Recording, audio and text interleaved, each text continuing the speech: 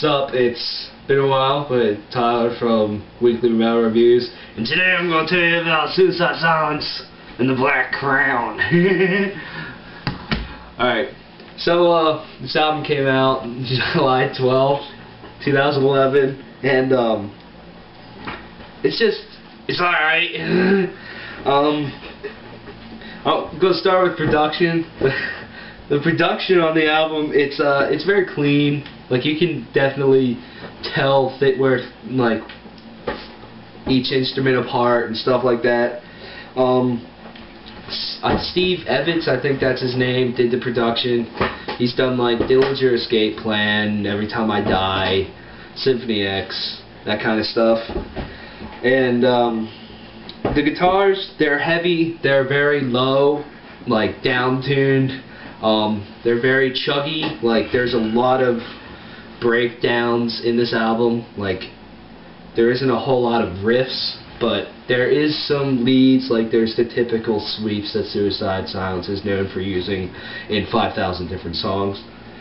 The drums are good. They lock in pretty well with the guitars and the rhythm and everything, but the blast beats that they're known for are very, like, absent. There's very barely any blast beats in this album, which is kind of a disappointment. Now, the biggest problem with this album is probably the vocals. Mitch's lows that he's known for on the Cleansing that he used a lot, and he started to use them a little bit less in No Time to Bleed. They're pretty much absent in this album, which is a huge disappointment because he has good lows.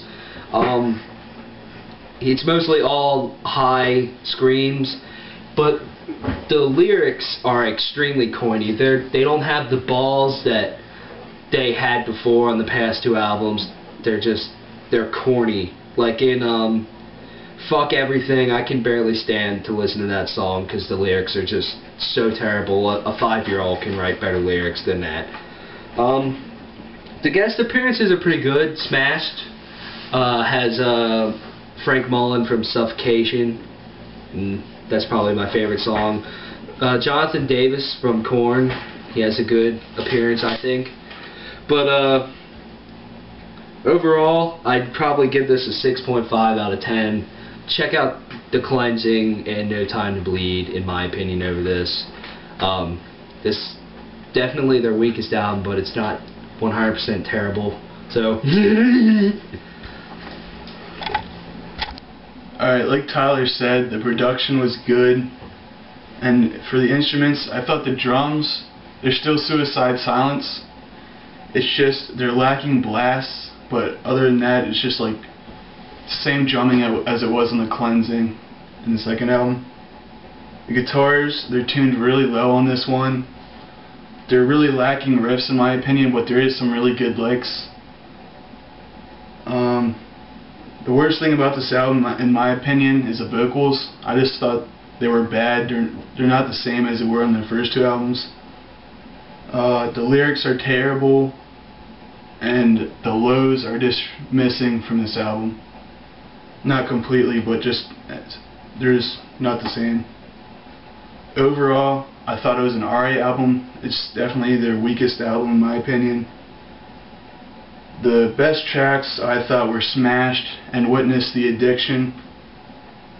Overall, like I said, it's just very different, and you can tell it has a lot of new metal influence. And I would give it a 6 out of 10.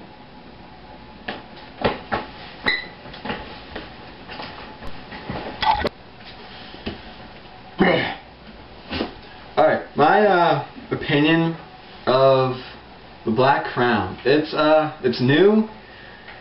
My feelings towards it, to begin with, I heard the first 3 releases, You Only Live Once, Human Violence, and Fuck Everything. At first I was kind of disappointed because You Only Live Once, it wasn't bad.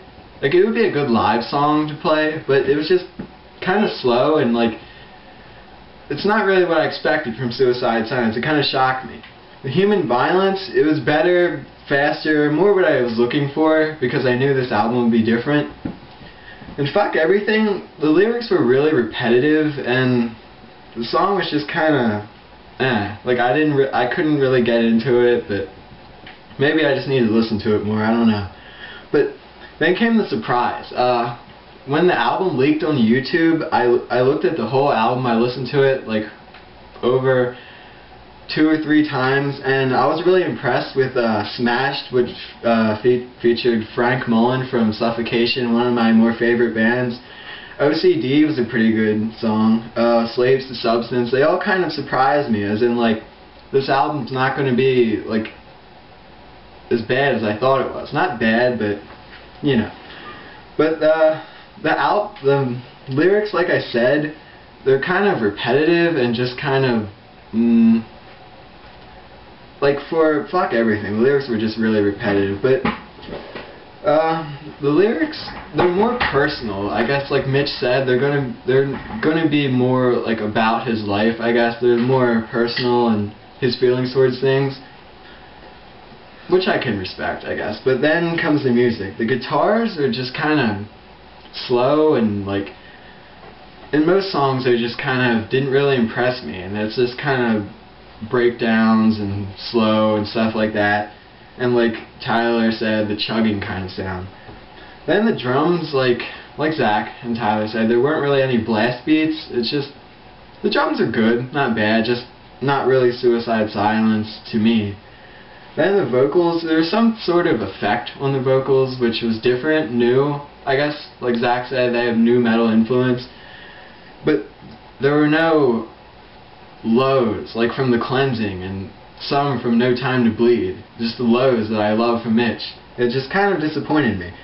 But to sum it up, it's a new Suicide Silence, which you can expect this from them in their next album or two. You can really, it really gives you what to, like it's what you can expect from them in the future. I'm still a fan of them. I mean, I like the album. I don't hate it. I like a couple songs. A couple songs may have slightly disappointed me. But overall, it really shows the band's maturity, their level, and just they're making it, the lyrics more personal, and they're doing what they want, kind of. And sort of what the fans want. So they're really trying to make a new sound, a new image for themselves, I guess. Which some people can be critical of, but you know, just give them the chance. And check out this album, because who knows, it's kind of, you love it or you're not really impressed with it. And that's all.